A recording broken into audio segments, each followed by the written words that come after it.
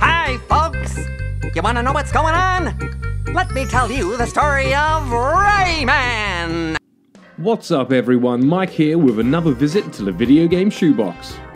The next few sessions are going to involve the first games I played on specific consoles, and this week I'm going to get absolutely legless, and armless, and neckless.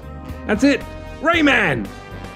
I love Rayman, the limbless, fist-throwing French platforming giant from developer Ludimedia, publisher Ubisoft, and famed game director Michel Ancel has had a bunch of games to his names over the years. A couple of stinkers, but we'll save those for another episode.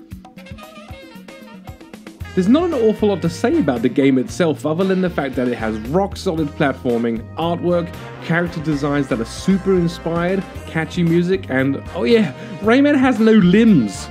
How does he punch? How does he climb? How does he stand? Most importantly, how the hell does he rotate his hair independently of every part of his body and do it at such a speed that it allows him to glide? Show off. No problem. Of all the games that I've played over the years, this is one that I still manage to hold in high regard. Not just as a gem that was great at the time, but also one that totally holds up and is enjoyable to this day. Despite the fact that it's over 20 years old at this point, the original Rayman on the PS1 is still great, and I urge you to try it for yourself if you haven't already on one of the many platforms it's been ported to over the years. It was the first game I played on the Sony PlayStation along with 4 others which I will undoubtedly get to one day. Allow me to set the scene. It's Christmas, 1996. The PlayStation has been out for over a year and a bunch of my friends already got one. I've just recently turned 10 and of course, I'm sure it's a conspiracy against my own personal happiness that I don't have one. I did chores and constantly, in my mind, cheekily and subliminally, reminded my parents of the only thing I would like to receive. My younger brother and I were finally allowed to enter the lounge room at 7 AM and of course, like any other little shit, I immediately scanned the size of the gifts for those that closely resembled that of what it is I'm seeking. There is one that fits my detailed files. Of course, I'm excited and immediately want to sprint over, tear that paper off and hold the box aloft like I'm presenting a newly born Simba. But I don't want to spoil the morning for my parents and brother by starting with the showstopper and then potentially being bummed out by the other gifts. So I played the long con.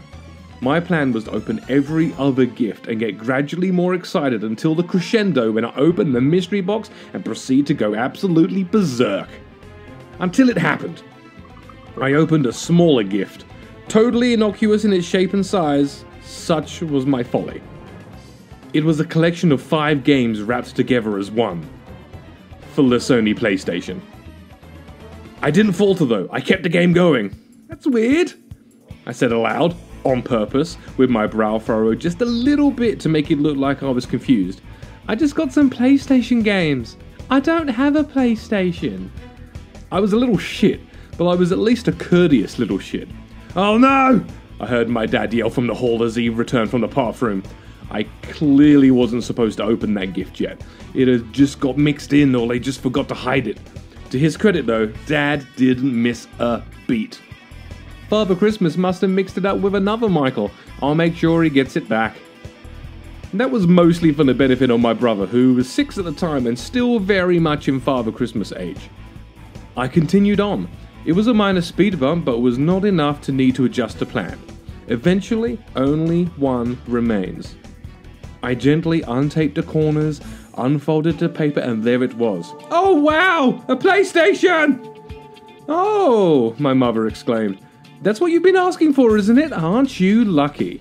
Yeah! And Father Christmas accidentally gave me another Michael's games, but I can have them instead because I have a PlayStation now. I may have been a courteous little shit, but I was still a little shit.